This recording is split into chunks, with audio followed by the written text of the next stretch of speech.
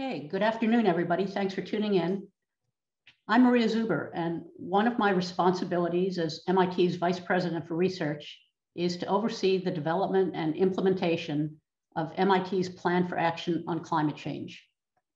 More than 5 years ago, MIT made an institutional commitment to work across the Institute and adopt a strategy of engaging with a diverse array of external partners in our urgent quest to develop and scale up solutions. As we gather today and we share our perspectives about the ways that MIT currently engages on the climate challenge and how we might see these engagements developing in the months and years ahead, I want to share with you some of what I've been seeing and thinking about. The first thing that strikes me is the sheer number of people working on climate at MIT in their academic, professional, and MIT community member roles. There are many thousands of us, tens of thousands if you factor in alumni, bringing a wide range of knowledge, skills, and perspectives. It's deeply moving to encounter so many people at MIT who are passionate about Earth's climate and who want MIT to do whatever it can to help the world solve our shared crisis. But it's not just the people here at MIT. All of us are participants in relationships and networks with other universities, companies, governments, and NGOs that are also filled with people who have their own contributions to make. Some of us collaborate with researchers at other universities or add to humanity's store of knowledge about the Earth's climate system. Some of us do research supported by a government grant or have benefited from internships funded by companies or nonprofit organizations.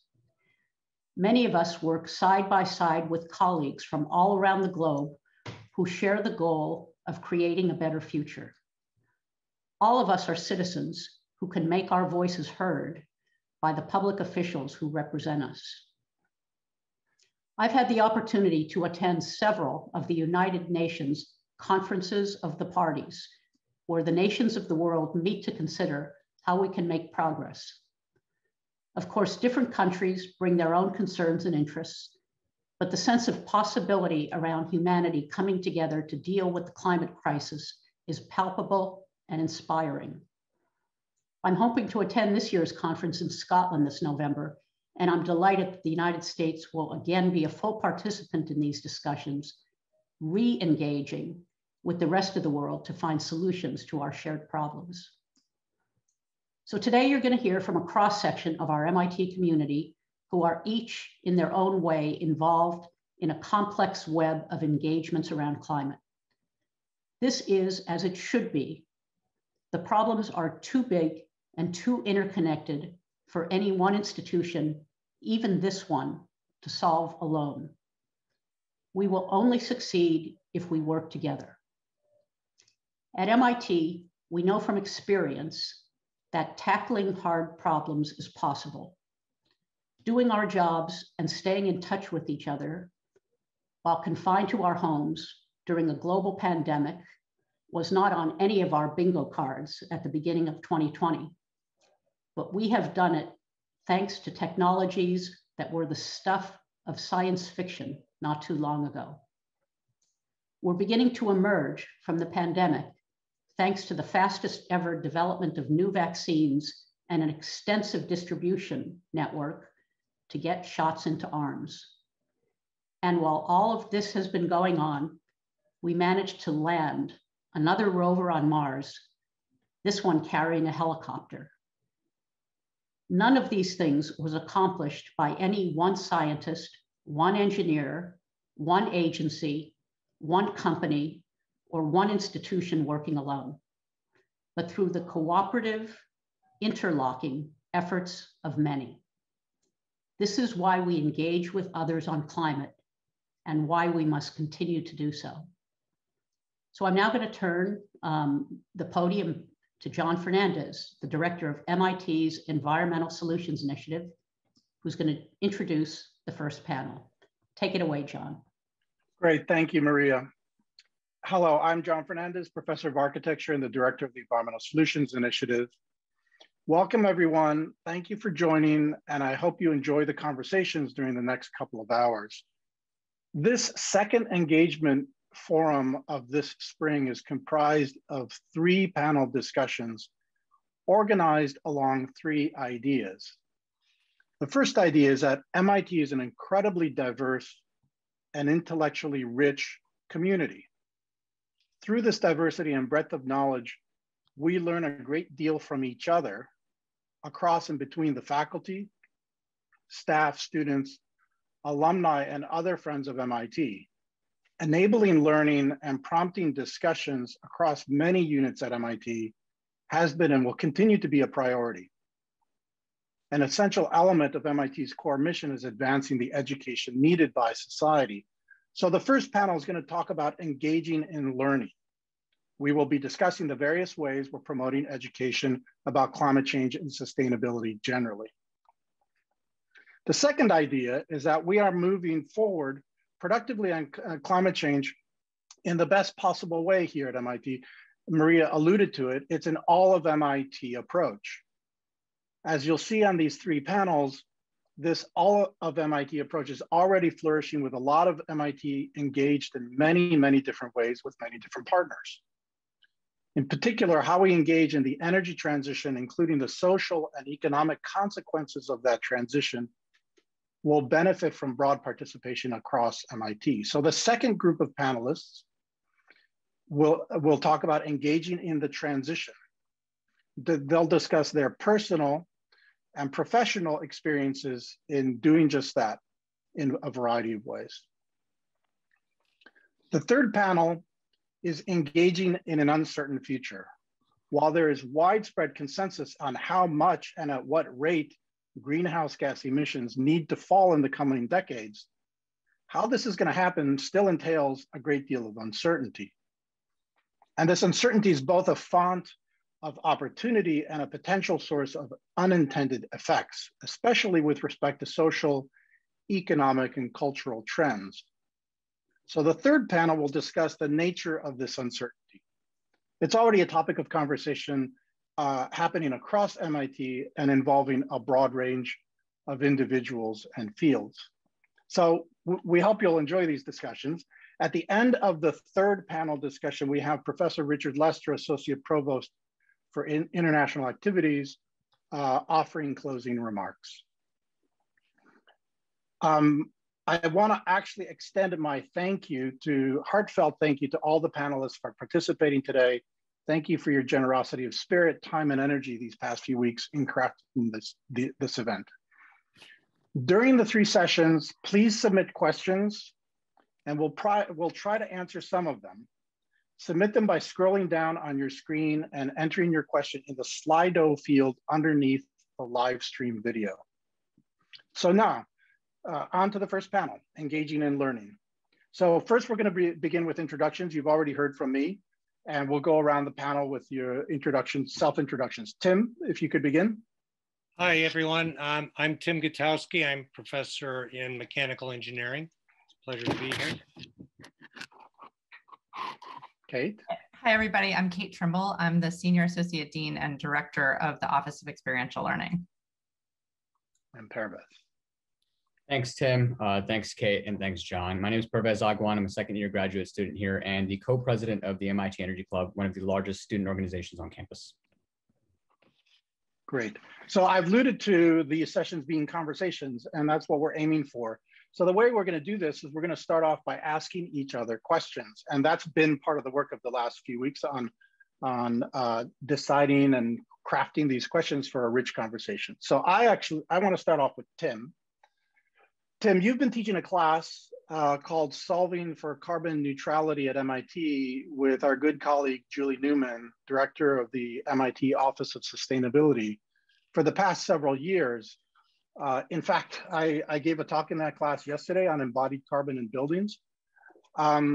It's such an interesting example of aligning the educational mission and taking educational topics and being agile about addressing the commitments and the concerns that we have of climate, and that class in particular is about the campus. So my question to you is, you've done this for several years. Both you and Julie have a lot of experience. Several of us here have been a part of that class. I'd really like to know your thoughts on this approach. How is it going? How do you see it working in the future? What's the greatest value that you've derived from teaching about sustainability in this way? Thanks, John. Well, this is a great way to engage students. It's a different kind of animal for me. I'm a mechanical engineer. I used to teach mechanical engineering classes. This is a much more multidisciplinary thing, and it's a problem-solving thing. So we get together, the students learn sort of what our carbon footprint is all about here at MIT. Who are the people involved in operations and facilities? We have a wide range of guest speakers. Our faculty and our staff here at MIT are very generous with their time, sharing their time with us. And we have, you know, frankly, a who's who of who are the people working in climate help us with this problem. The idea of getting a university to carbon neutrality has now become kind of a competitive sport, I think, for with good purpose. And so it's not debatable anymore whether we need to do this or not. The question is how to do it. What's interesting about this is the scale. So we do this at the scale of MIT, and you might say, well, don't we have to look bigger? And of course, we have to look at all scales. But what I find rewarding is how we converge on a core set of issues, which I think mimic the larger scale too. And quite frankly, they often turn out to be people, human behavior, how we get along, how we cooperate, how we solve problems. It happens over and over again. You can I'll give you a specific example. You can learn a lot about if you want to dig into this, you can learn a lot about our energy use and our carbon emissions. We're into numbers here at MIT, and we have these wonderful websites created by the Office of Sustainability, Energize MIT. If you go on there, you can learn a lot about how we use energy, how we emit carbon. And you can also meet with the people who are working continuously to reduce our carbon emissions and to reduce our energy usage. However, there's an issue here that I'm going to give as an example. And the issue is us, okay? If you look at our efforts to reduce energy use, you can see very substantial progress. But if you go to the website I just mentioned and you look at our energy usage, you see it hasn't changed in the last 10 years. You look at our carbon emissions, you see it's more or less flat, 200,000 tons per year. So what's going on here? Well, what's going on is we can't seem to resist the temptation to add yet another energy intensive technology to our activities. Now you can debate each one of these on their individual merits, but I just want to back up for a second and identify a pattern that I see. And there are different ways you can approach this. I can imagine some people on this call right now saying, you can't interfere with our mission. We have to continue with our mission. And there'll be another group of people on this call will say, we've got to get our carbon emissions down. Here's a pattern. It's very real. It's us. It's how we behave. And it gives us an opportunity to discuss this issue, which I think needs to be right flat out on the table for us to make progress on our own carbon emissions. Now, there's different ways you can think about this. I don't want to leave it sounding like it's unsolvable. I think it's solvable, but it needs a strong vision to bring us together. And actually, that's why we're here, right? That's what this whole discussion is about, to hear all the different sides of who we are and what we want to do. And so I'm hoping I'm giving you just one example. And what this is meant to be is an example of how it's about people, it's about the decisions we make, it's about who we think we are and what we want to do. And so let's continue with that discussion about people. And I think that's exactly in the bailiwick of Kate Trimble, who's our director of our Office of Experiential Learning. And Kate, I'd like to learn more about what you do in your office and how experiential learning can help us with sustainability. Thanks, Tim. So before I answer that question, I want to back up a little bit and just sort of, I think, share my ambitions with the folks who are here today. And that's that I think that MIT really ought to be the university with the best graduates in sustainability in the world, period. Whether they're mechanical or software engineers or architects or city planners or MBAs or philosophers. I think sustainability ought to be a crown jewel for MIT's graduates, and our students really ought to be leading the revolution. But that requires that MIT needs to prepare them to both assume those leadership roles, and I think we need to influence them to want to lead in this way while they're here with us at the Institute. So what's required to do this? Like, I think, I imagine a world where sustainability really permeates everything that we do. And sustainability is something that students have to go out of their way to avoid, as opposed to sort of specially seeking out.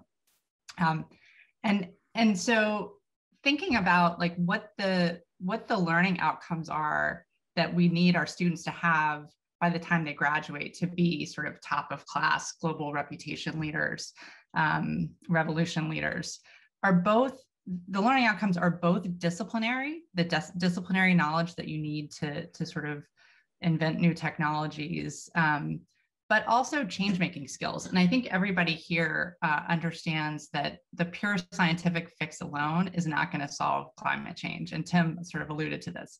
You need to understand politics and policy and consumer behavior and corporate incentives and more. So it's both true that there will be technical innovations that are game changers, and that for our students to be really effective in making a difference on this issue that I think they care deeply about, they need to understand the limitations of the technical toolkit and wrestle with some of this other stuff. And I think that's where experiential learning really comes in. Things like UROPS, students working in labs with faculty members, internships where students are out in the world working with NGOs or industry, classes like the one that Tim just described is experiential learning. So really looking at real world settings with a problem-based kind of interdisciplinary approach. So it's that brings in that real world messiness and helps students understand the non-technical constraints that they're going to face in trying to solve some of these problems. And then the other piece that I think experiential learning does really well is around professional identity development. And so as students are working in labs in an industry, they're really starting to think about what their role is going to be out in the world after they graduate. And I think we want them to leave thinking, I'm going to be a phenomenal engineer, I'm going to be a great scientist, and I'm going to be a force for change on sustainability and on these topics that I care about. So on the educational side, I think we really need to teach students both the relevant knowledge and the hands-on skills, but we also need to be teaching them attitudes and values.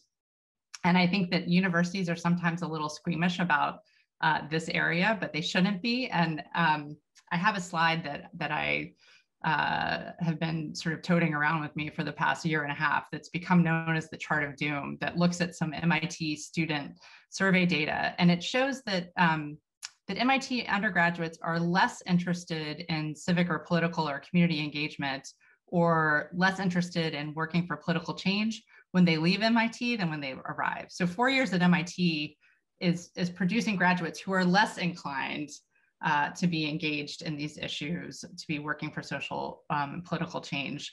And I think that's something that we really need to pay attention to and work to reverse. And so one last thing before we hear from Fernández is a shameless plug, and it's a plug for a class that my office is building with Desiree, who's a panelist on the last panel. And it's a class that really helps students think about their own values related to sustainability and gives them kind of an overview of the topic. And it's designed to go in the summer when students are in UROP labs and when they're working in industry internships to sort of complement the experiential learning that's happening. So there's no summer job or summer UROP that students at MIT they're going to do that doesn't have some connection into sustainability. And so this is designed to complement that.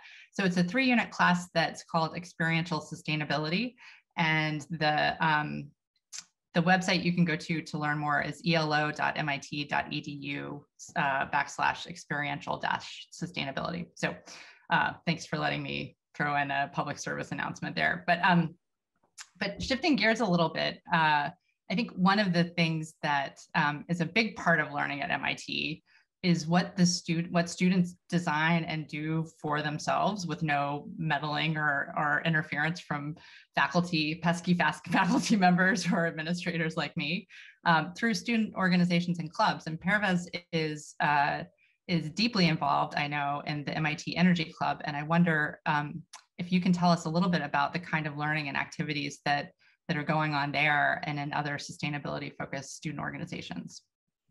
Thank you so much, Kate. I really appreciate it. And just to start, I actually want to echo some of Kate's sentiments. I, as a student, find that my most significant learning experiences in life have been outside of the classroom. My wife and I recently took a trip to drought-stricken Pakistan and Egypt, and the realities of climate change and not living sustainability, it's hard to deny those realities when it's right in front of you. We learn about carbon emissions, as Dr. Gutowski talks about, and we learn about our carbon footprint. But when you go there, you see that these farmers used to have water 30 years ago. They're not finding water downstream anymore. So experiential learning is actually, I think, at the forefront of just any student's experience. Now, I want to structure my answer to Kate, to what Kate asked in 2 ways. The first is that I actually think the students have all the resources they need on campus in terms of programming that we put together and in terms of classes. But what I think MIT actually suffers from is an identity issue. We're suffering from a cultural crisis, right? What's the glue that binds us together on campus? What does MIT stand for? What does it really mean to be an MIT student and graduate? And I think we haven't really hit the nail on the head yet. We haven't locked that down. What do I mean by that? Very fortunate to be the co-president of the Energy Club this year. We're one of the largest student organizations on campus, and the people that I help and I work with, they host some of the largest events on campus. For example, the MIT Energy Night, which is a research showcase. We show everyone in the Boston area what MIT is doing that's at the forefront of energy technology. The MIT Energy Hackathon, where we submit problems that private enterprise submits, and we solve those problems. And then finally, the MIT Energy Conference is one of the largest events, if not the largest student-led event on campus every year. So we have programming around energy transition, energy grid of the future, energy and climate justice. What we need to do, the students have the resources available. Where I think the issue is there's no glue that binds us. We are suffering at MIT, in my opinion, and my personal experience, from a cultural crisis in that we are in so many different silos that there's no curriculum that's standardized to tell us that, hey, we're MIT and we stand for sustainability. We're MIT and we stand for being at the forefront of the energy and climate crisis. Birds of a feather flock together. All of us students that are working on these energy-related problems and issues, we formed our own community, but we've also noticed there's others that we're not reaching. And it's not because they don't have any interest, they just don't know what's happening, and it's not part of our culture. So when I think about reworking our culture as a student, it's a lot about what Kate said. We have to redefine what it means to be an MIT graduate and the leadership model. I'd like to share a story. There's a professor at NYU, he wrote a book. It's called Winners Take All. And in the story, in one of his stories, he follows a senior at Georgetown University, and he's interviewing her about all these amazing opportunities going to such a great school yields. And she says, I want to change the world. I can't wait to graduate from Georgetown. I'm going to build so many great things and help so many people. And he asks her, so what is she going to do after graduation? And she says, I'm going to work for McKinsey & Co. Now, that that mentality has pervaded MIT. A lot of students here go work for private enterprise, and they've essentially put up on a pedestal private enterprise because we as an institution have allowed these folks to pervade and enter our campus, right? Students no longer are going to work in public service. Think back to the 1950s and 60s. MIT graduates held the highest level of government positions. We were at the forefront of public service. We've kind of lost what it means, in my opinion, and because I've witnessed this myself, companies are poaching students away from public service and what it means to serve your fellow man and woman. And we've kind of moved towards a brain drain from the public sector. And I think when we rework our culture, we need to teach MIT students a new leadership model that is sustainability focused, but also public service focused. And I think that's missing. And that's from my own personal experience. Now, I can ramble on and on about the things we need to change. But I know there are a lot of things that we do very, very well, and we just need to reach the right folks. So I'm going to turn it over to John. John, you've been the director of the ESI for some time now, and I know you've been, really spearheading a lot of sustainability efforts here. In your opinion, how has it been going? Have you found that it's gained traction amongst the student body and the faculty? So I'm going to answer that question, and then your comments have prompted me to redirect a little bit, and both to you and to Kate. But let me answer that question first. So, on the one hand, there's no question that there has been a real need for opportunities to learn more. And just as importantly, to engage with the faculty and others, people like you, graduate students, on issues of sustainability and climate and energy. And the more opportunities that we can provide for students to engage at their different levels of commitment, whether it's one semester or whether it's a part of a semester, whether it's an internship or a career path, that sort of diverse portfolio, diverse entry points, I think is really important, because the answer to your question for me is that we certainly do have year in, year out, increasing interest, not surprisingly, from young people who are coming to MIT with the additional incremental concern about climate and energy and sustainability and all. I don't see that turning around. I think that's the fuel that we can really use to create that world-class sustainability graduate that Kate is talking about. So I certainly see that we are providing more for students. Now, I do want to say though, I think that we're on the cusp of companies, industry in particular, and government, but industry is moving pretty quickly, expressing a need for well-trained technical people who have a mindset that's informed about the messy world. How do you engage with other companies and vendors and governments and regulations and all this? I think there are a growing number of companies who see that one of the obstacles to a sustainable future for them is they don't have the workforce to get there. And I think this is an extraordinary opportunity for us. And it's likely, I'm predicting the future is easy to do, but I suspect that there's going to be an uptick, pretty significant uptick in that kind of need from companies explicitly demonstrated here at MIT at the career fair and other places. And I think that's something that we should keep in mind and try to get ahead of that curve, not following that curve. So I guess the question I want to ask is a offshoot of an audience question, and that is, Kate, if you could first of all, Kate, if you could say what is a experiential learning opportunity, just define that.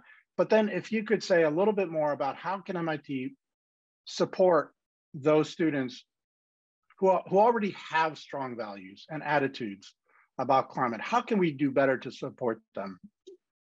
Great. So since you gave me the floor, I'm going to divert a little too. Yeah, and I want to both agree and disagree with something that Fernández said about sort of MIT students going into public, sort of foregoing industry and going into public service. I used to run the public service center, and I couldn't agree more that you know, public service and sort of government opportunities should be more attractive, and really need the kind of talent that we're producing at MIT. And so absolute yes to that, both as a career path and as ways that students can engage on boards and commissions and in voluntary capacities that don't sort of tie them to the mast of a public service career forever. But I also think it's super important, and John alluded to this, that we're producing graduates that are going into industry with these values and these skills, because I think that having sort of really talented people with their hearts in the right places and their ability to make change in both the public and private sector is critically important. And in some ways, the private sector can move more quickly and is more nimble. And in some ways, you need the public sector. So I think we really need to be kind of stirring that pot a little bit more. In terms of what experiential learning is, I think the short semi-flip answer to that question is it's all the good stuff, the sort of secret sauce and the magic of MIT. It's you know, Europs and MIFTI internships and global experiences and things through the PKG Center.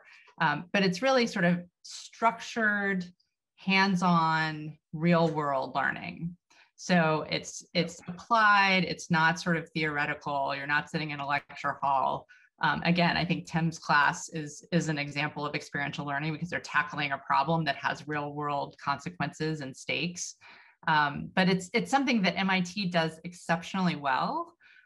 It's sort of experiential learning is sort of ubiquitous at MIT, and also not always recognized. It doesn't always sort of land on the transcript in the same way that courses do. And so I think that in order to prime the pump more for opportunities for students, I think that we can work to sort of amplify the learning that happens through these experiences. And that's one of the things that we're trying to do with this experiential sustainability class. So, you know, students go off and they get internships with Google or Boeing or Shell or McKinsey or whoever. And I think MIT sort of says like, well, we assume you're learning something and you're going to make some money, and that's great. And we'll see you in the fall.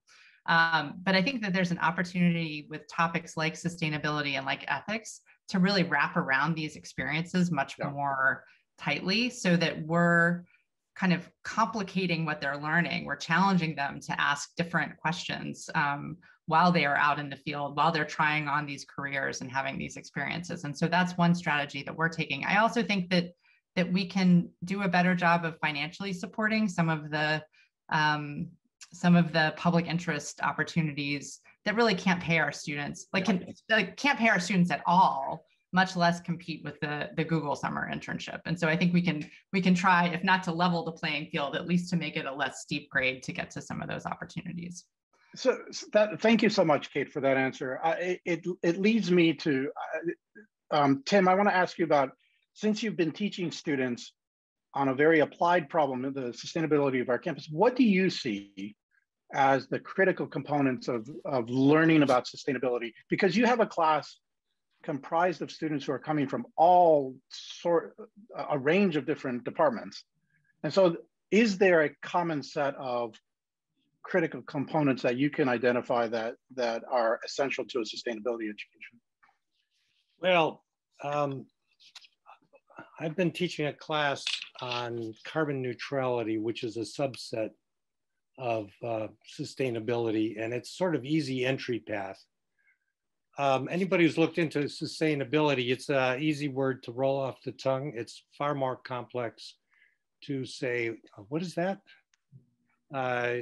You know, at the core, I think it has many elements that have been discussed by Pervez and Kate and you, John. I think you have to define what it is you want. It's core values. It's, you know, who are we?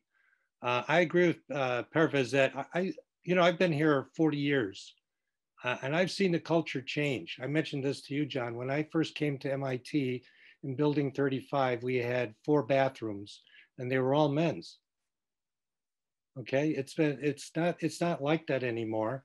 The culture is changing. We have different people. I think we have a wider spectrum of opinions about who we are and where we should go. So from our point of view, I think we're doing exactly the right thing today in engaging in this discussion and trying to synthesize and identify a strong path forward. I think there's a lot of issues around the public sector. I'm very happy that that came up. I think we can all see the failures that we've all experienced. And I'd like to see, we have had strong participation in the public sector. We've had former Secretary of Energy and so forth from MIT. We're very proud of that. We need more of that, okay? And I think, and I like this debate, and I think we need more of the debate about the critical role. We're a technology, I mean, we're more than that, but we represent technology, it's in our name, the critical role of technology in society. I think a lot of this discussion about culture is about that. We're aware of this. We just had the report, The Future of Work. That's the kind of thing, that's the kind of engagement that we need. That's the kind of discussion we need, and we need more of that. Okay, I think that centers on an issue. I don't think it went as far as it could go. I'm not uncomfortable with us saying, oh, that's somebody else's problem. No, that's our problem. And it's got to be on our, plate. So that's a very vague answer to a more specific question. And we're probably running out of time. Yeah, no, so we've got 3 minutes left. I actually did want to offer a phrase, an oft used phrase here at MIT, which kind of captures this part of the discussion. And that is learning by doing. You know, when you go out into the real world and, you know, it's messy and it's full of, you know, layers of systems, regulations, legal, economic, and other things, you know, that kind of messiness you really can't engage with unless you've started to engage it in your education. So this idea of learning by doing, I think, is an extraordinarily powerful concept for us to really take on as we prepare students for being sustainability leaders. So we do have just 2 minutes. Any final words from anyone?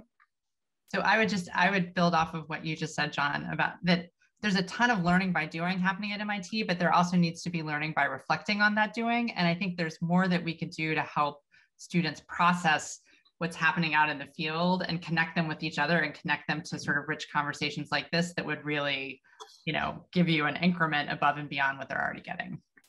Excellent. And I would like to echo what Kate said. Introspection is just so important. And to think about it, think back to when all of us were 18, right? We had no idea what we wanted to do. Even by the time I was 22, I had no idea what I wanted to do. It's hard to know exactly what the world is like while you're still developing as an undergraduate.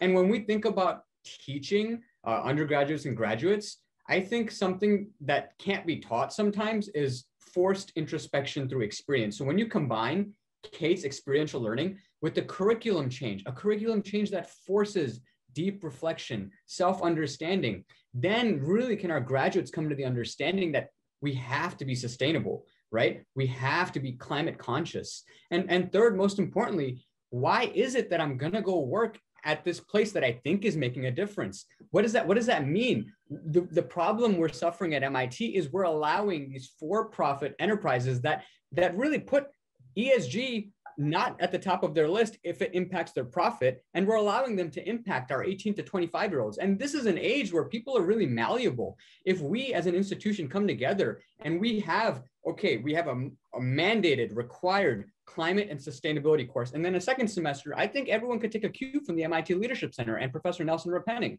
right? They teach courses that teach you about self-awareness and introspection. So my closing thoughts are, if we can marry a curriculum with forced introspection and visioning for our students, then and truly then can we change our culture. I think the next step in this discussion is sometime, hopefully in the near future, we all go out for a beer, because it's really, really been a lot of fun. I really appreciate your thoughts and your participation in this. And I'm going to close out this part of the event. Thank you so much, Tim, Kate, and Pervez. and hand it over to Lucy Mild, moderator for the next session, which is engaging in the transition.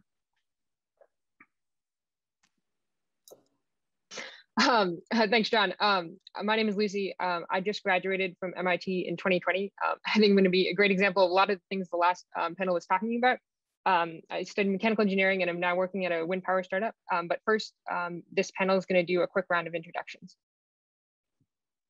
Yeah, I'll go next. Hi, Lucy. This is Gail Greenwald. I'm an MIT alum, and I am an early stage investor in clean tech in the Boston area. Chiara? Yeah, hi, I'm Chiara. I am a junior. I'm an undergrad studying economics and mechanical engineering, and I'm the Undergraduate Association, or our student government's chief of staff. Yeah, I'll pass it to Caroline. Hi, everyone. I'm Caroline. I'm a second-year PhD student in MIT's program in history, anthropology, science, technology, and society. Thanks. So although it's not perfectly smoothly by any means, this grand transition to a decarbonized economy has begun.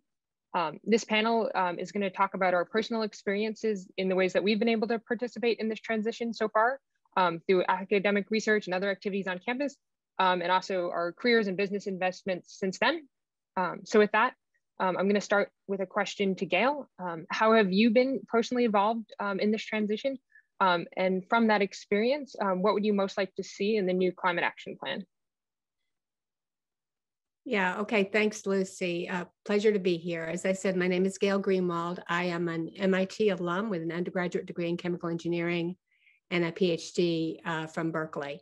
I became an environmentalist way back in grad school, and I did have an opportunity to do some energy and environmental work early in my career, but I then quickly moved on to other things, and I didn't really start thinking about climate change until about 20 years ago. At that time, I was running a volunteer group that was raising awareness and funds to support girls' education programs in developing countries.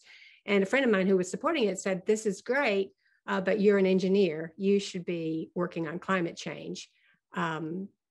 I've since learned from Project Drawdown that educating girls is one of the top 10 things we can do to mitigate climate change. So that was important work even back then, but my friend's remark really caused me to start paying more attention to climate change and to read up and study and try to learn about the topic, and became engaged with several environmental nonprofits, a few of which I'm still deeply involved with now. Then about 11 years ago, I decided to leave my last full-time job and start investing in early stage companies that are focused on climate solutions. I joined 2 local angel investment groups in the Boston area. So far, I've invested in 20 companies that are doing energy efficiency and renewables and sustainability and environmental justice. I serve on a couple of those boards. And I also serve as an investment advisor for the Mass Clean Energy Center and for NYSERDA, and do a bunch of other stuff around the local ecosystem. So what would I especially like to see as an MIT alum who's not a day-to-day member of the MIT, of the Institute? What would I like to see in the new climate action plan? Well, over the past year and a half, I've actually had the privilege of being a member of the Climate Action Advisory Council, and that's been a really great learning experience for me. I've developed a better understanding of an appreciation for MIT's culture, actually, and also it's the way it works in that it enables the creation of multiple mostly independent initiatives across the Institute, and lets them create and do wonderful things in a loosely collaborative way.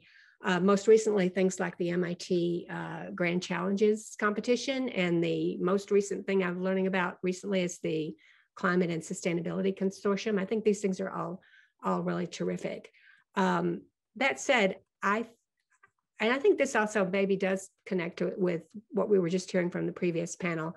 I would like to see MIT envision some sort of institute-wide council or governing body that holds it and all of these loosely connected and independent initiatives accountable to not only rules of engagement, but also to meaningful progress. I think MIT is, if not uniquely, certainly among a small group of institutions that can substantially contribute to solving the most difficult problems. And I know it is working to do that, but time is short, and we don't have time to rest on our laurels or to be participate in greenwashing or to spend time on things that don't meaningfully advance decarbonization pathways or a just transition.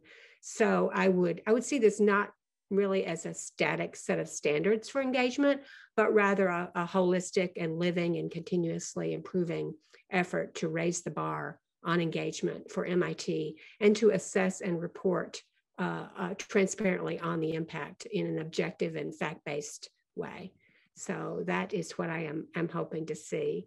Let me ask Chiara the same question. How have you been engaging in the climate transition, and what would you especially like to see in the new climate plan? Thank you so much, Gail. Yeah, so I, as a leader in the undergraduate association, something that I've been focused on in the past year is engaging with a lot of students and hearing their opinions on the climate crisis, because a lot of students care a lot. You know, we have skin in the game. Students now are debating even if we should have kids. It's just such a pressing crisis. And so undergrads realize that we only have 4 years at MIT, and so we want to make our mark on this institution that we believe is so incredibly well positioned to be a leader in solving this crisis. And so I want to talk a little bit about how sort of I've been, helping bridge that student opinion to the administration. So in the past few months, students got together and we built out these working groups, kind of like a structure that Gail's talking about. We built out these working groups with grad students, undergrads, postdocs on the different areas that we're hoping that we were planning recommendations for the climate action plan. So things like public sector engagement, private sector engagement. And we met every single week and we ideated every single week, and people were coming from very different backgrounds with very different priorities. But we worked really quickly and we built consensus. And ultimately that manifested in one of the prior forums where we presented our recommendations. But my point here is that I think that is similarly what needs to happen at MIT right now. I think that the way that we move quickly is by getting all of these people, all of these different stakeholders who have very different perspectives and backgrounds, and getting them together to have these difficult conversations, of defining how do we engage as MIT? What are we going to have standards, and what are going to be the metrics by which we measure success? And so, yeah, I think that consensus building process really, really needs to happen. If we look at, for instance, the pandemic, when the pandemic hit, that was a crisis that was incredibly salient. And that's what we did, right? Vice Chancellor Ian Waits holds these 8 a.m. calls with hundreds of people, students and faculty, gets everyone on the same page, has an open conversation. But that doesn't mean that we're moving slowly. It just means it actually meant that we all knew, what each other were thinking, and that we were making decisions really, really quickly. So I think that climate, yes, it's not as salient, but it is a crisis. We are in crisis. And so I think that those conversations need to happen. And we need to draw some lines, like I would echo the standards point that Gail mentioned. But the other thing that I just wanted to talk about is our engagement on the policy front. So I wanted to speak a little bit about sort of what I've been doing and talk about how maybe these efforts could be scaled up going forward. So on the policy front, I've worked in the John Fernandez is actually in the Environmental Solutions Initiative's Rapid Response Group. And basically the goal of that group is to quickly respond to needs in civic society, to policymakers, and also industry. And for instance, I was working on the Massachusetts climate bill, which Governor Baker just passed, which is awesome. And then the other example I'll give is the Sloan Sustainability Initiative has this group called the Climate Pathways Project, and they have this tool called En-ROADS, where basically you can go in and like move sliders for different policies like electric vehicles or taxes on natural gas, and see how those change the global temperatures. And so both of those initiatives, they've built their own relationships with policymakers, and that's incredible. But I really think that we need to scale those up, and we need to coordinate across all of MIT. So we need to, you know, like increase the number of opportunities where, to the point that MIT becomes the hub. Like in my ideal world, MIT is the policy making on climate hub, and all of these Congress members, all of the Hill, DC are coming to MIT and they're saying, hey, I need to know the latest on, you know, electric vehicles. Match me to a researcher, and we have the infrastructure to be able to do that. And you know, more and more researchers start realizing that their work is relevant to policy, and so they're pulled in. And I think that that requires a coordinated and concentrated effort. So yeah, that's a little bit about what my sort of dream for the MIT Climate Action Plan would be.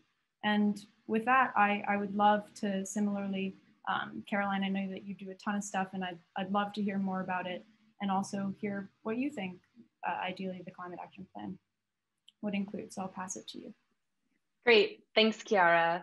Yeah, so I'm a second year PhD student in the HASS program, and my own research concerns the shifting regulations and user experiences of energy storage.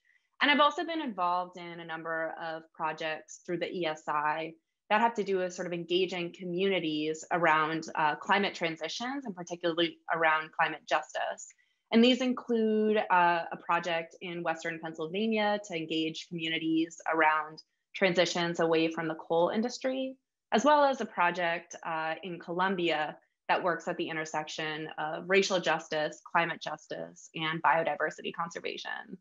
So today I really want to highlight the importance of MIT centralizing climate justice and community engagement in its climate plan. And so I, at MIT, in my capacity as a graduate student in SHAS, and also as someone who has been sort of engaged in these community-oriented projects, I've had the privilege to learn about and work on a number of exciting small-scale initiatives that are already happening at the institution in this area of climate justice and climate transitions, and particularly sort of at the local scale. So I really want to sort of highlight that the climate plan could elevate, kind of grant more resources to, and expand and replicate a lot of these efforts. And I want to sort of mention 3 different ways that the MIT climate plan could engage in climate justice, and particularly climate transitions on this kind of community level. So I think that MIT could work directly with communities. MIT could sort of help students engage with communities, and MIT could also sort of expand the research that it's doing to sort of better engage these issues. So with respect to community engagement, in my own experiences, I've seen that MIT is really well positioned to be a convener and facilitator for conversations and planning around energy transitions happening at the state level, and also happening at the local level between citizens, employees, and industries, community groups, and officials. And some of this work can take place on campus, and has been through workshops, residency programs, conferences, and sort of other types of opportunities for advocates and practitioners and officials to come to campus and learn. And I also think that there have been a lot of promising initiatives at MIT that are taking place off campus. Things like the Here and Real project, and the work that DUSP Collab is doing in Colombia. And I think with respect to sort of this engagement in communities, what's really important is that communities are really co-producing and leading the sort of MIT's involvement in climate transitions. So in addition to sort of this direct community engagement, I think I want to echo what Kate Trimble said in the previous panel about the importance of really supporting students in engaging with communities. I think a lot of the opportunities that Kate mentioned are really, really promising ways for students to be engaging in these issues during their time at MIT, and also to sort of be making connections and building experiences that will help them continue to work on these issues after MIT. And I want to highlight sort of something that Kate said, which is the importance of making these kinds of experiences financially and logistically accessible to a broader range of students. And another thing I want to highlight is the importance of making these kinds of experiences and career advising opportunities available to graduate students as well as undergraduates, and to students in SHAS as well as students in STEM. And so the third thing I really want to highlight is research at MIT and how research can sort of more directly engage climate justice and communities. So MIT is doing a lot of really important research on climate change in the STEM fields. But as we know, and has already been discussed here, climate change isn't just a technological or science issue. It's also a social issue and a social justice issue. And there's a lot of folks in SHAS, especially, who are sort of engaged in climate change sort of from these perspectives.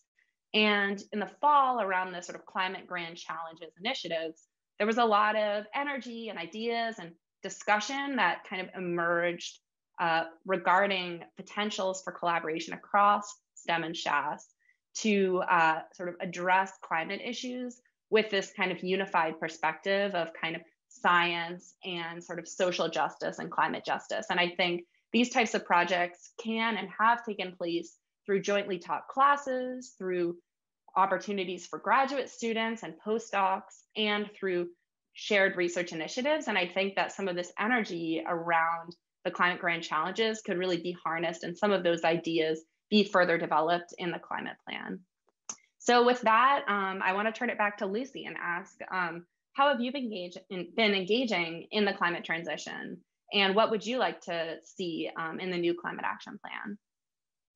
Yeah, thank you. I think my story engaging with, or at MIT begins when I was really impressed on my campus tour and info session, the emphasis that MIT was putting on using its resources and talent to better the world. That was not something that was not as prominent in some of the other schools that I was considering. And I really wasn't sure exactly what I wanted to study, but I was really excited to join what I was sure would be a priority on campus of lots of different people working to advance climate solutions. And when I got here, I found this to be true to an extent. I was part of a number of student groups through classes and ESI.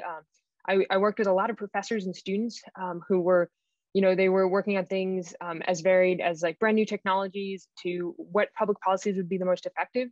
But what I didn't find on campus was the institute-wide mobilization that I've heard about MIT being so good at in the face of past global crises. Like some other panelists have mentioned, that there are a lot of dedicated people working really hard on this, but it's not as unified and widespread as I think it could be. I ended up choosing mechanical engineering, and after an opportunity with Misty to work on wind turbines, I'm really fortunate that I'm able to continue this work after graduation, and I'm now working for an alumni.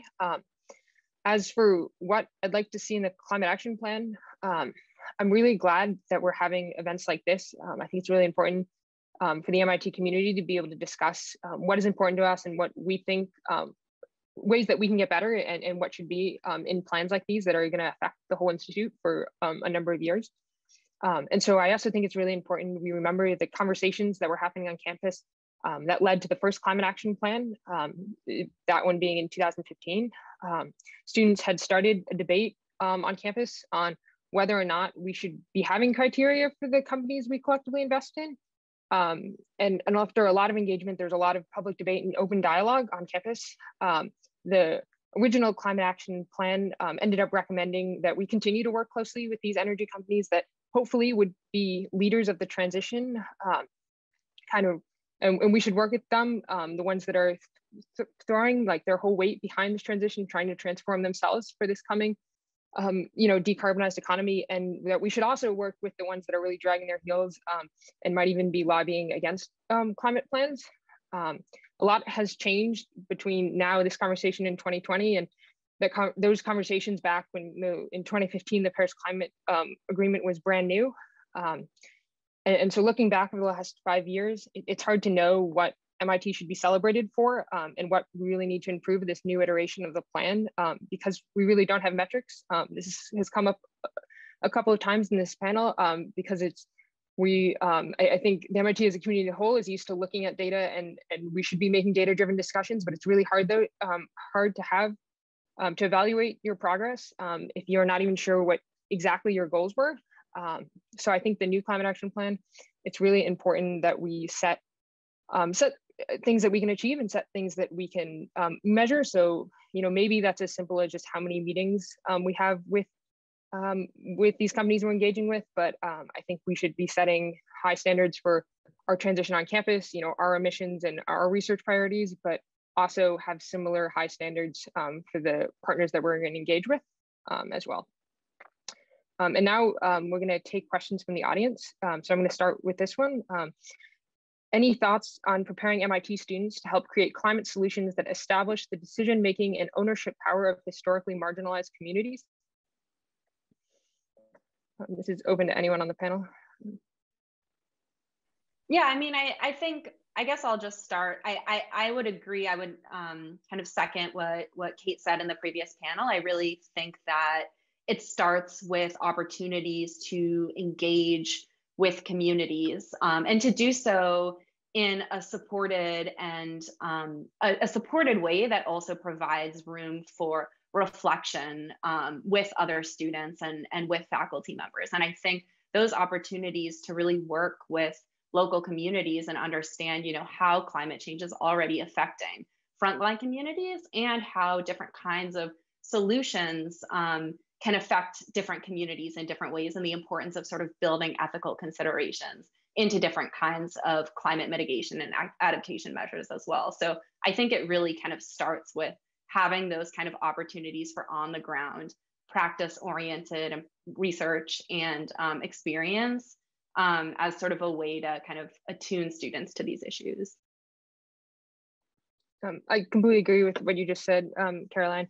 And I think that's this question isn't just limited to climate solutions. I think that no matter what you go into, I think MIT education is kind of lacking in the area of making sure that that we're empowering marginalized communities, and that whatever field you go into, that's a consideration and something you've thought about as an undergrad or as a grad student at MIT. The next question I'm going to ask is, when engaging with outside organizations, how does MIT avoid them using the relationship for greenwashing? How should you engage with and collaborate with bad faith actors? I think we've all touched on that in a bit, in that I think everyone has agreed that MIT needs to be transparent about its decision-making process and also have metrics for itself in terms of what is success in addressing the climate challenge, and whether and how it works with companies that are not, necessarily doing all the right things is a decision that it needs to take openly and with lots of input from the community, I think. And we all know what kind of metrics at the broad level need to be achieved to successfully transition to a net zero future. And so those, science-based emission targets that sectors and companies need to establish for themselves to decarbonize can be kind of the highest level, I think, view for MIT in terms of how it measures what it's doing and whether that's meaningful and successful.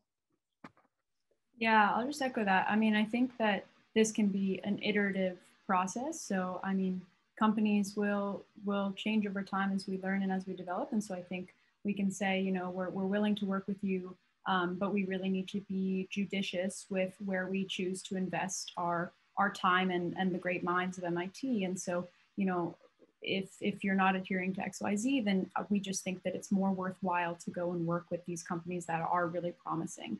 And then maybe, there's sort of the carrot and the stick. Maybe they will come along and they will change and they will say, we'll jump on board, and then we can start the conversation again. I don't think that it needs to be just a one-off decision to sort of disengage. So, yeah. I also think it doesn't have to be all or nothing. MIT can have a great relationship with the company and through research funding or some other form of partnership and still publicly say that we disagree on their stance on this carbon tax bill in Washington, or on other issues. It doesn't have to be we work with them or we don't work with them. I think MIT shouldn't be hesitant to, just because science has been politicized by some groups doesn't mean that MIT shouldn't still stand for the same science and shouldn't be self-conscious of any political battles that might be kind of wrapped up in that. The next question is, what other kinds of communities should MIT engage with or engage with more? And actually, sorry, Kira, if you wanted to say something, go ahead on the last question. Sorry. Oh no, sorry. Okay, sorry. Oh yeah, so what other communities should we be engaging with?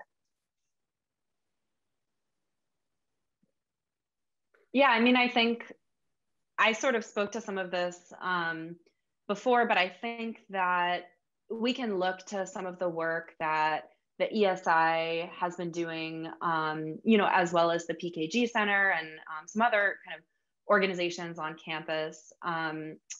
And there's been a lot of really interesting work engaging with NGOs, both local and at the state level, that are focused on sort of just transition or climate change or related issues.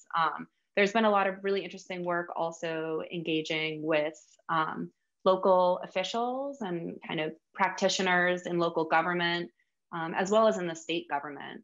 So I think some of those actors are really important to engage alongside the work engaging industry. I'll just add, this quote comes to mind. I remember when I was watching Biden's speech after his election, he says, we want to lead by not the example of our power, but the power of our example. And I just think that engaging, being an example right here on MIT, at MIT's campus, and engaging really closely with Cambridge and Boston could be that power of our example. I think that, MIT should have bold goals and should be helping Cambridge, Mayor Siddiqui, Governor Baker, right around here to have the bold goals so that the rest of the country and the rest of the world can follow. I think that's a real opportunity.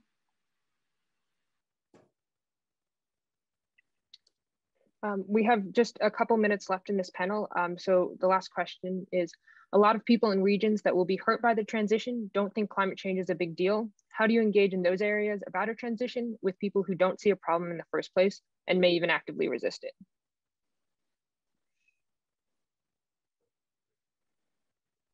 I think this might relate to some of the ESI's work in Pennsylvania, Caroline, that you've been involved with. Yeah, absolutely. I think that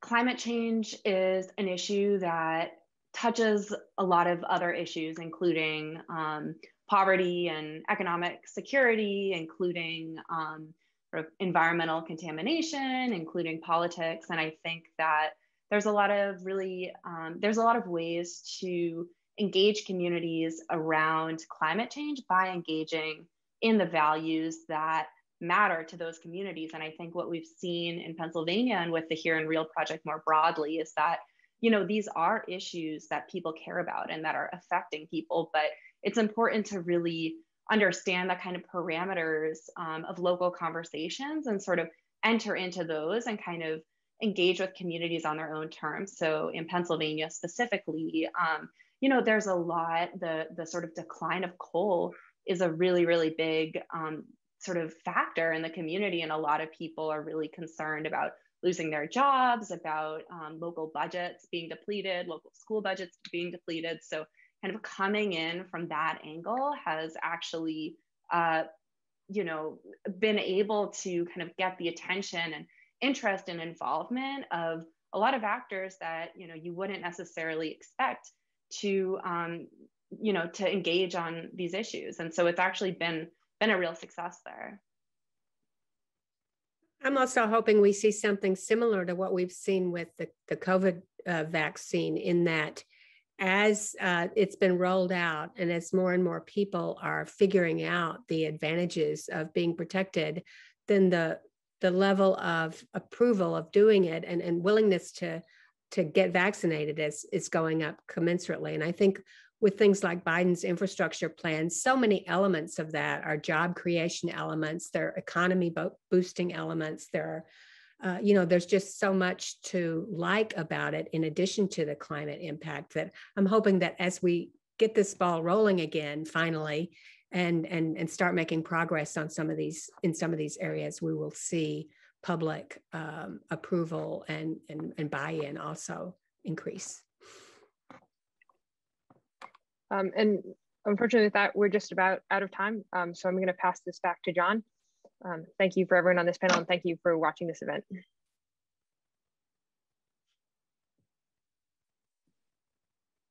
Actually, it should go to Desiree.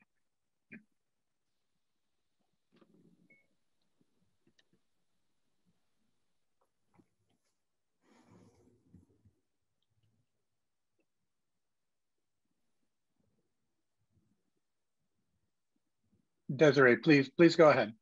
Okay, great. Yes, I'm not seeing myself, so I was pausing. But that is a great place for us to pick up as we start to think about how to engage people on these very difficult topics, especially topics that give rise to feelings of uncertainty. And that is the focus of the next panel. Uncertainty is a topic that has a lot of different meanings in different contexts, but fundamentally it has to do with constraining or acknowledging what we don't know. I'm gonna pick up on that theme in just a moment, but wanna take a minute to introduce myself and the other panelists. I'm Desiree Plata. I'm Associate Professor of Civil and Environmental Engineering. Hopefully Professor Black is yes. here Hi. and can introduce herself as well. I think so. Thank you very much. I'm Megan Black. I am an Associate Professor in the History Department. And with that, I think Megan Gunther has joined the call as well. Hi, yeah, I'm Megan Gunther. I'm a class of 2021, so a senior right now in Earth, Atmospheric, and Planetary Science. And I also am minoring in Environment and Sustainability. And finally, I'm here. Hi, my name is Diana Chapman Walsh. I'm a life member emerita, the mouthful, of the MIT Corporation. I was on the executive committee for a number of years, and I love this institute. Thank you all. It's such a wonderful panel that we've assembled here. So in science and engineering, uncertainty is a quantity, and it helps us understand how well we can know a concept or the dominant drivers of what we don't know. And those notions of precision and accuracy are ones that I spend entire lectures on. But what I've come to appreciate about the notions of uncertainty in today's world is that it's really strongly connected to people's emotional feelings, their anxieties, fears, understanding how we position ourselves in the context of the future. So I want to direct the first question in this conversation to Professor Megan Black, who's a relatively new addition to the MIT community. Professor Black, is there any precedent in history for this level of uncertainty that we're experiencing today, a feeling like the human future is not a guarantee or at a minimum might look very different than our current constructs of what normal is? Oh, this is a great question, Professor Plata. Thank you. And it's very central actually to the historical method or the study of contingency in the sense that there is this idea that, although we in the present know how things were going to turn out, historical actors in their moment certainly couldn't have known, and in that sense faced uncertainty and at times existential levels of uncertainty. So I think about something I learned recently. In April of 1861, MIT was founded just 2 days before the US Civil War, which was an incredibly tense moment, and they could hardly have imagined that we would be assembled as we are today. But in terms of ways that this contingency and uncertainty is evident in environmental catastrophes in the past, I can think of two really quick examples. First, in the early 20th century, American actors would have realized that there was a kind of terrifying event unfolding in the form of black clouds filling the sky rather ominously as part of the Dust Bowl in the Great Depression. And responding to these intersecting ecological and economic crises, a coalition of actors across government, academia, and industry put forward a new set of programs, those that, among other things, put people to work in things like soil conservation and reforestation and infrastructure projects. And here I'm referring to the New Deal, things like the Civilian Conservation Corps. Now, these were not perfect solutions to these uncertain times. Many Americans were themselves excluded from these programs, including women and people of color, and they opened up a set of new environmental problems. So some of these growth-oriented infrastructure problems fueled a kind of asphalt nation, people at the time said, that increased fossil fuel combustion, we know. And there are, of course, other examples. The second I would point to is at the start of the atomic age, in which existential fears about nuclear war were very real. And what is interesting in those moments of contingency is how people came together and responded to them. So in that moment, a group of citizen scientists, a kind of counterculture, responded to these fears about radioactive fallout and called attention to human and ecosystem problems related to it. They fought for test ban treaties, they fought for environmental protection. So the point I would just underscore is that in moments of crisis, people have come together, even though it was highly uncertain how it would turn out, and tried to forge a meaningful response. So you might be able to tell I'm passionate about how history can help inform our future, and that makes me want to hear more from Megan, who is a part of a generation that has very much experienced climate uncertainty, environmental uncertainty. And Megan, though we're not exactly super far apart in age, I know that climate change was not a part of my high school education. It just was slightly different. And I gather that for you, it might have been a prominent part. So how has this shaped your sense of urgency, your goals and aspirations, and how you've chosen to spend your undergraduate career? Yeah, thank you. That's a great question. Yeah, so as I mentioned before, I'm class of 2021. So I'm 22 years old right now, which kind of puts me in this weird gap between being a millennial and Generation Z. But yeah, regardless, since I learned about climate change, I've actually been really fascinated about the influence that generational differences have on this conversation around climate change. And I think it's really important too, because it kind of has a direct impact on how we address these problems. But maybe to discuss kind of my uncertain future and how I kind of got here, I can go back to my childhood.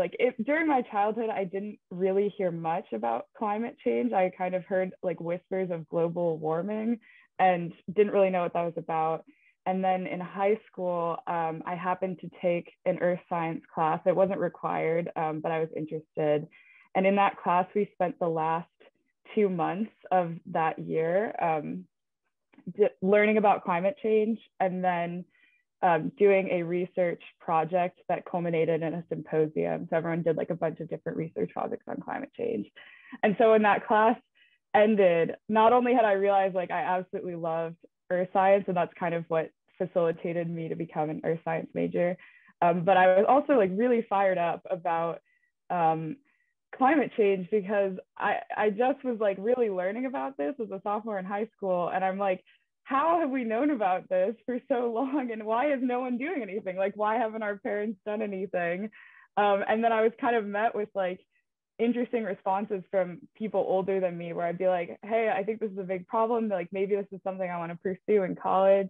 And I would sort of get the more oh, perhaps you should go down the traditional path and focus on a stable career. And so to be honest, when I entered MIT, I sort of put my climate change was sort of this thing always hanging over my head, and I did choose to major in earth science, but I didn't focus my studies specifically on climate change and how I could potentially be a part of that. And kind of decided to go down the more traditional okay, because it's sudden I need to get a job and do all these things, and everyone around me kind of had that same idea of get your internship, get your job, get out, make a lot of money. And so I went down that path. I did an internship last summer in the mining industry, and that experience was really transformative for me, because I loved the internship, loved working as a geologist, but it was kind of like up close and personal, realizing like the effect that various industries have on the climate. One thing that stood out to me was thinking of like, we have these giant haul trucks that carry rocks up from the mine, and we have, I think, like 20 of them. Each one of them has a 1,000-gallon oil, like gasoline tank, and we burn through them every 17 hours, and it's a 24-hour operation. So I'm just thinking like how much carbon is being emitted. So that got me really excited about thinking about sustainability in industry. And so in my senior year, I decided I want to do an environment and sustainability minor. And so I took like all of those classes last semester, and that has only furthered like this sense of urgency, realizing like taking classes from professors who have studied these problems for the past 20, 30 years and not much has come of it is really impactful. And I think a lot of people that are my age are sort of in this weird spot of like, we want to do something, like we want to do good. But at the same time, seeing a lot of inaction is not very promising, realizing that like, we're kind of stuck in the system where like, we're already starting to see these changes. We might've already reached the tipping point. It can be very overwhelming. But at the same time, I'm really excited that I got involved when I did. And I specifically reached out to John Fernandez for the mining and metals and mining group as a part of the ESI. And so I've been really excited to join this community of like-minded people here today. And kind of, I'm starting to learn more and more about what exists at MIT. So yeah, to move on, I want to ask Diana a question. So, you know, as an undergrad student, I'm just hearing about the Council on the Uncertain Human Future. And so I was wondering if you could describe it, you know, how and why it came to be, why did you offer it to MIT, how it's gone so far, and then thinking about the next 5-year plan, what's your sense of how that might benefit MIT in the future? I have to unmute, good. Thanks so much, Megan.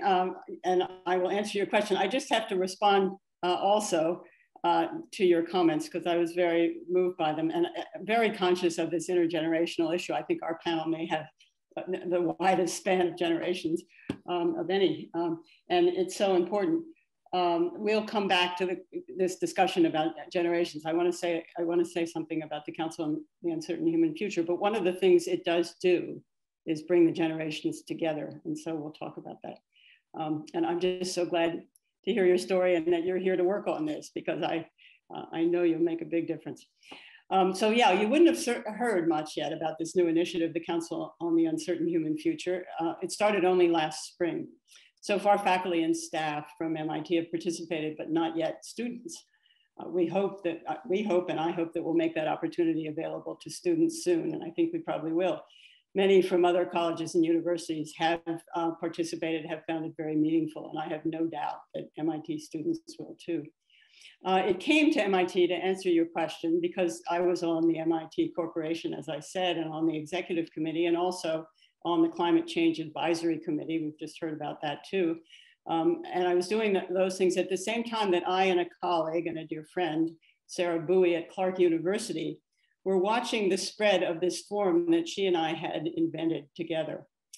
When we named it the Council on the Uncertain Human Future, we certainly didn't have in mind all the nuanced meanings of uncertainty that Professor Plata could give whole lectures on. And Desiree, I'd love to hear your lectures. We chose the wording to signal that we were inviting people into a conversation about a difficult subject, one that had been almost taboo in polite company. And I think, Megan, that's part of the generational problem, isn't it? So freighted was it with fear and dread, with unspoken anxieties about what demands climate change might make on us in a future we could hardly allow ourselves to imagine, didn't really want to have to confront. That was 8 or 9 years ago as we were getting this going. Many people, unfortunately, still feel that way, still avoid the discussions, even with irrefutable evidence now that the climate crisis is here, as we all know. So our intention for Council was and is to hold a space for a very different conversation than is usual, where participants look deeply and personally into the reality of our situation as best we can understand it, look at it with a steady gaze creatively and with courage, and do so in the company of others ready to commit to this honest reckoning, to face the climate emergency and its implications for our lives, our work, our relationships, our commitments. The process that we use draws from indigenous practice, the way of counsel, it's called. In its traditional form, members pass a talking object, it's often called a talking stick, pass it around the circle, and when you're holding the object, you have the floor. But COVID forced us into these little Zoom-like boxes. Didn't know how that would work. It turns out it's worked surprisingly well, especially here at MIT. We have a variety of formats for these councils, but ideally, they involve a series of 4 or 5 weekly meetings. Each one is 2 hours long with 10 or 12 participants. There's a skilled convener always who leads the conversation, leads it through a series of short questions or prompts, and begins by setting the stage with a few simple but really essential guidelines to ensure that the circle is trustworthy for everyone. So we agree to confidentiality, we slow down, we breathe, we listen deeply, we speak into the circle rather than to one another, so we try to avoid cross-talk. We try to be, quote, lean of speech, meaning short and crisp to the extent possible, and to speak spontaneously from the mind and also from the heart. To bring forth whatever is arising in you when it is your turn to speak, to tame the habit that we all have of rehearsing as others are speaking what it is that we want to say. So these disciplines make us better listeners, and they tune us into the collective wisdom that resides within the whole, and that's a key concept, the collective wisdom. The sequence of prompts moves the conversation forward in a kind of arc. Some prompts call for quick responses, a couple of words, a couple of sentences, others for fuller comments. Questions about what we see happening to the planet and the climate now, what specific changes, why are they happening, the implications for Earth, for humans, for all living creatures. Given what we know, how do we choose to live now and into the future? What have we discovered together? Where might it go? And we end every session by asking each member for just a few words to describe one thing they will take away from today's conversation. Each of these prompts, of course, invites many different responses from different people, from different backgrounds. The diversity is very important. And on any given day, the context, of course, has a big effect. We've just had a big weather event. It obviously affects the conversation. And these differences are what make for a rich and ever-changing tapestry. I could go on, but I won't, because you don't have to take my word for it. Our moderator, Professor Plata, participated in the MIT Faculty Councils last spring. So I'll turn to Desiree. Desiree, could you reflect on one outcome of the council based on your experience? And do you think there's value to extending it to broader participation here at MIT? I'm particularly interested to hear your thoughts on the pace and the people. Yes, thank you, Diana. Yeah, so when I will say that as an optimist, someone who has very little patience and someone who tends to be very solutions oriented, I was extremely skeptical and hesitant to join the council. And had someone who I trust implicitly not asked me, I probably would have declined the invitation. But what I came to see after the slow and reflective nature of the council was that people were changing. Everyone started out very forlorn and concerned about the human future, to a point that I was almost irritated. I wanted it to be more optimistic, and like we do with students often, pour inspiration on folks, but I didn't. I, as instructed, listened and reflected. And what I could see happening was really a healing in people. And that it was not to be discounted, so people were at a different place at the end of the council than they were at the beginning of the council. And I think that that's a really critical feature, because people need mechanisms for healing in this time, especially, and that healing can impart motivation. And so Diana, what I really loved about the Council on the Uncertain Human Future is that people emerged from it with this degree of healing, and that healing was really followed by a wave of inspiration. What could I do to help? and internal response to that question. And so I think that Council on the Uncertain Human Future has actually launched thousands of ideas at MIT just from the very small structure. And so reflecting on this, I like to think of your work and the work that you've done for your career as building programs that help individual lives and shape educational structures in order to do just what the council did, to support people and motivate them on a path to collective impact. And so I'm wondering if you could comment on what you think MIT, or perhaps more broadly, what universities should be doing in this time of uncertainty for the collective human future. Well, first of all, Desiree, thank you so much for your kind thoughts. I really appreciate them. And yes, I have been thinking about these things, and I was very struck with the earlier panels because many of the ideas, for example, about experiential learning are things that we worked very hard to implement at Wellesley. It's been something I've cared about for a long time. And yes, I love your use of the words healing and inspiration. These are challenging and in many ways painful times in which we live. And there I go now into that dark place you don't like people to go. But it does pain me to see the mess my generation has left yours, Megan, and Pervez, and Chiara, and Caroline, and Lucy. Moved by all of your words on the earlier panels. I wish my generation had left you a better legacy, as much as I'm inspired by the energy and care and the wisdom that we're hearing today that your generation is bringing to the reality you face, and really deeply moved by that, and deeply committed to supporting that in any way I can. So yes, a kind of healing and collective inspiration. An important potential for these councils at MIT, it seems to me, is to help increase the density and the durability of connections across multiple dividing lines here, which will strengthen the community. Climate resilience is going to require strong communities, absolutely. The fact that we've already had council participants from all of the MIT schools and across many administrative units is part of what's made them already powerful. Connections support healing, isolation thwarts it. I used to teach public health at Harvard. We know that from years of research on health, well-being, a sense of coherence. And this conscious attention to connectivity is integral, it seems to me, to MIT's current efforts to accelerate our work on climate. So ESI just forged many new connections with more to come. The grand challenges, people have mentioned that already, all sorts of novel collaborations, climate and sustainability consortium, again, many new and promising connections. It's a theme throughout everything. So I think of the banners that used to hang in Lobby 7 at the Infinite Corridor. Maybe they're still there, but I'm far away now, living in California. The ones that say one MIT and mind, hand, and heart. These themes resonate, I think, with the possibilities that are already in play as we think about MIT's next 5-year climate action plan. I've heard that with the other panels, and I find it really exciting, really inspiring. I want to turn to Megan Black. I love what you said. No, that's wrong. I want to hear from Megan Black.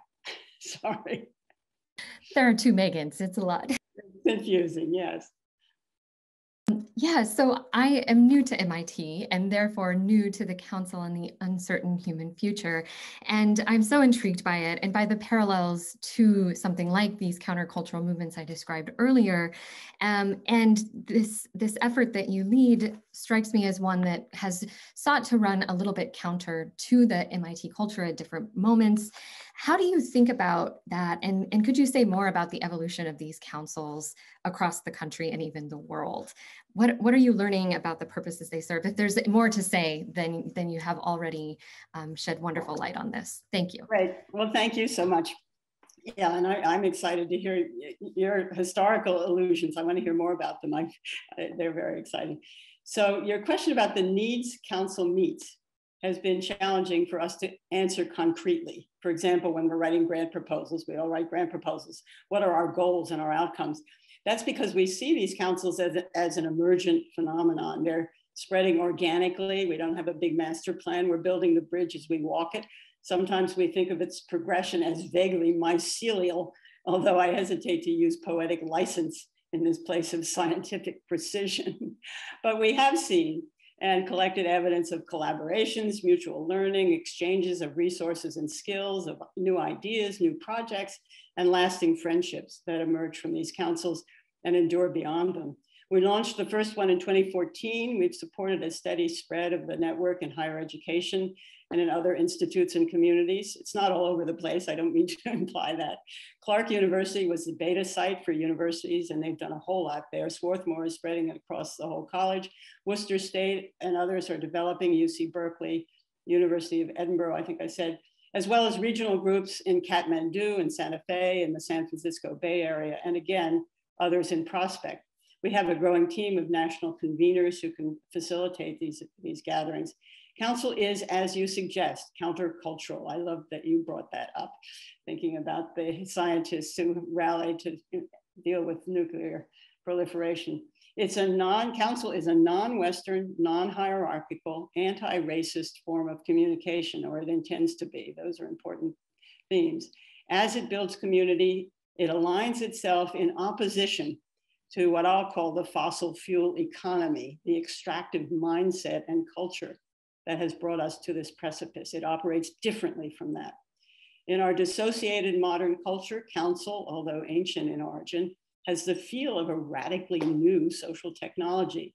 In a world moving at warp speed, it experiments with slow processing. It makes everybody slow up. Desiree told us she was dubious. In a competitive and polarized world, it stands for equality, for open-mindedness, for mutual respect. It welcomes surprise and learning. It offers the rare gift of attentive and non-judgmental presence.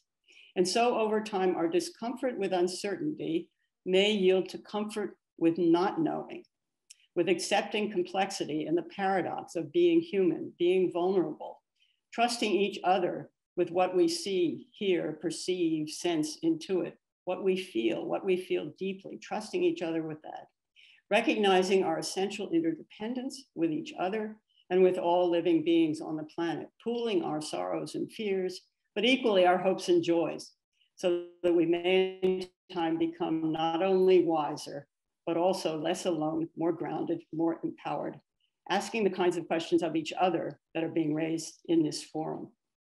Who are we and who do we want to be? Who do we need to be? At least that's the hope. That's my hope for it. So now I want to turn to Megan Gunther. Megan, I want to ask you a question from across the generations. You said it's interesting. You said you're right at the cusp of the millennials and Generation Z. I was right at the cusp of the baby boomers. I'm not quite a boomer. I was a year too early. So we're both not quite one generation. But across the generations, as a student living in our contemporary environmental revolution, let's call it that. Let's say you're living in a revolution, a revolutionary time, and I think perhaps you are. I'm eager to hear your thinking about the uncertain human future and what you would like to see in MIT's engagement on these topics. What questions do you ask of your professors and the Institute? What do you want and need from them? Yeah, thank you so much, Diana. So I guess to address the first question about what I think about the uncertain human future, I mean, I really think that uncertainty can be quite stifling, but it can also be like very inspiring in a way, especially if you look back on your life and realize and in history, if you look back and realize how times of uncertainty led to a lot of great things, So if I think about what I thought my life was going to look like, 5 years ago, today, it definitely didn't look like this. So I think it's exciting to realize that, even though there is a lot of uncertainty regarding what is going on with the climate, there are a ton of opportunities available, really endless opportunities for how we can address this issue. And as you were saying, Diana, sort of all of these new and promising connections that exist around MIT. And so, yeah, to move forward with what I think what I would like to see in terms of MIT's engagement. First, I want to say, I'm already really excited about all of the things that are going on at MIT, engaging in climate issues. The fact that I could just reach out to ESI and say, I want to do a project on mining. And they're like, sure, you're funded, was really awesome. And I think that there's a lot of, room for people to start their own projects. But But yeah, that being said, I think that overall our community engagement at MIT as it currently stands is quite limited. So the people that are engaging in climate issues are really self-selecting. And I think part of that too is just the culture. There needs to be like a cultural shift. I think there needs, as was echoed in, or as was extensively discussed in the first panel, I think there needs to be a shift in the education at MIT. Me specifically, I would love to see more of a focus on earth science education in some way. As you know, it's sort of disheartening, and I know it's my major, so I'm biased, but it's very disheartening to know that like many of my peers have like a fundamental lack of like basic knowledge of the earth system. Like when I tell them I'm a geology major, they say, ah, yes, like sedimentary, metamorphic, igneous, and that's all I know. And so I would love to, you know, have people engage more in these, in learning about earth science so we can have meaningful discussions about the earth system. And I also think that, you know, I would love to see more industries be, get a spotlight like in the discussion around climate action. So I think Mighty is a really great example of a strong program that is focused on the energy industry. I would love to see, you know, a similar response to mining, because I think mining is one of these industries that maybe gets overlooked, but we need materials for everything. You know, everything is either mined or grown. And not only do we just need materials for products that we currently use, but also for the sustainable technologies that are going to be important in the future. And so I guess I would say that, you know, I would ask of my professors and of the Institute and MIT community in general to really start channeling our like innovative and inventive energy, excitement for new technology, and like channel it into action. And to echo the sentiments of many in this forum, I think we should really live up to our reputation as, you know, as MIT, you know, and become a leader in solving the global problem of climate change. I think we really could. And I want us to think, you know, not only of ourselves, but also of our futures and the future of many. And so I would really love to see climate change become the mission of this and the following generations of MIT community members. And so I want to pass it on to Professor Black. So I know you're new to MIT, but I'm curious how you perceive these discussions on mission-oriented work. Do you think it's too forced or too fast? You know, can we as engineers and scientists, as I am trained, reconcile the needs of humanists and understand the ethical implications of our work and the societal implications as well? You know, can we do that at a pace that is demanding of the problem? Or if we rush, are we going to make some mistakes? Great question, Megan. Big question. And I think there's a short reply, which is to say history has shown many examples of mission-oriented work. And there are some lessons. One is that it's been very difficult to ask for whom would different missions benefit, and to really attend to questions across identities, across lines of race and gender. And very rarely have people in history been brought to the table representing that kind of diversity as one example. So I do think there are lessons from the past. I don't think we're doomed to repeat these mistakes. And with that, I'd like to turn things over, I think, to Desiree, our fearless leader today. Thank you, Megan.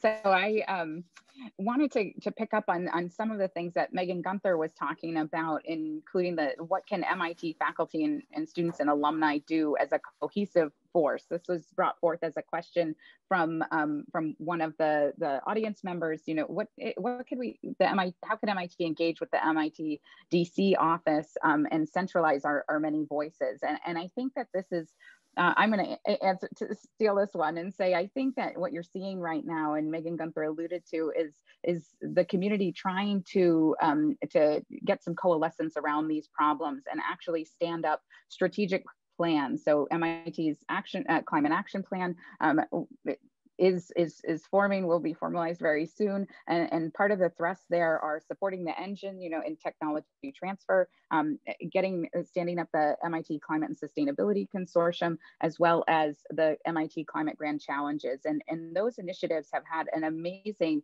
effect at connecting what used to be very disparate fields of study at MIT. And this really brings me to another audience question, which said, the person poses the question about the young professors, how they're rewarded and what motivates them, and particularly thinking about the constraints of the tenure process potentially discouraging engagement with clean energy or discouraging advising on policy, or even if one is in the business school studying economics, perhaps being discouraged from studying the economics of climate problems and publishing in climate journals as opposed to traditional economics and business journals. And to me, MIT has been incredibly supportive of these, what they call impact, engaging with startups, engaging with policy. I've done both of those things, and I don't have tenure yet, so we haven't done the experiment, but hopefully we'll know soon. But the take-home message that I think is a bigger threat are actually academic silos and not crossing our intellectual boundaries between history, social sciences, the arts, engineering, and traditional natural sciences. And I think that is where you see the MIT Climate Grand Challenge Program, MIT Climate Sustainability Consortium, the Environmental Solutions Initiative, actually spearheading some of these transdisciplinary initiatives, which are really necessary. And what we need institutes and researchers to do is to follow and support those leads in meaningful ways. And I think that you'll see us actually start to solve some of these very hard problems around earth science and engineering and climate, because they are fundamentally interdisciplinary. I like to say the earth doesn't operate on the basis of physics, biology, chemistry, humanities alone. It is all of those things all at the same time. And so we really need to challenge ourselves to tackle these very rich and complex problems. And with that, I'd like to turn it to a fellow council member. So Richard Lester was in my subunit of the Council on the Uncertain Human Future. Richard is the Japan Steele Professor of Nuclear Science and Engineering. Richard. Well, thank you, Desiree. And let me, first of all, thank all of the panelists for their contributions. It's really been a terrific set of discussions. My task is to close the forum. I'm not going to try to summarize what we've heard. Instead, I just want to make 3 points about what a whole of MIT approach to the climate challenge might mean. And the first point is a kind of a personal footnote to the last panel. I was privileged, as Desiree mentioned, I was privileged to be one of the MIT group that was convened last summer by the Council on an Uncertain Human Future. It was a virtual convening, but I think it was one of those times when Zoom wasn't a barrier to communication, but actually seemed to encourage it. And perhaps it was the unusual rules of engagement that Diana mentioned. Perhaps it was the particular moment we were in last summer when the pandemic had settled in and there didn't seem to be a clear way out. Or maybe it was just the chance to listen to colleagues. But in any case, for me, it was a special experience. I think each of us probably took away something different from it, but for me, it was a chance to reflect on my own stance towards the climate challenge and to make a connection between my work on the challenge and the rest of my life that I think I'd actually been avoiding. My own work on the subject over the decades, in fact, since I was a graduate student at MIT all the way back in the 1970s, has been about the dimensions of the decarbonization transition, the scale of the challenge, the need to think analytically and strategically about the problem, the need to find solutions that are matched to the scale of the problem, the need to avoid magical thinking, the need to put our societal face to the fire, so to speak, and of course to help our students develop their skills and their analytical toolbox. But the opportunity to listen, to really listen to the colleagues during the council made me experience this issue in a different way, really in a more human way, and to ask, what is our responsibility to each other? what's our responsibility to share what we value and to value what we share.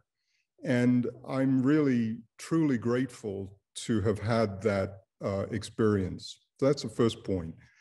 The second point I'd like to make has to do with the theme of this forum, the need for a whole of MIT response to the climate challenge. And I think that there's actually something quite unusual about the climate challenge in this respect. Of course, there are a lot of other subjects that already bring us together as a community, and there's always more that we can do to make our community stronger. I think many of us might highlight the work we all need to do to help make MIT an inclusive and a welcoming environment for learning and for working and for living. And in other areas too, for example, educational policy, our faculty, 1,000 strong, each with their own intellectual agenda, come together to agree on approaches and on standards and on requirements. So there's nothing out of the ordinary about the idea of a whole of MIT approach to problems of various kinds. But even so, I do think that there's something different about the climate emergency, because it demands not only that we come together to remake our own community, but also to look outward beyond our own community and our own campus, and to apply ourselves to developing new strategies and new approaches for others, especially those who are at greatest risk from the consequences of climate change.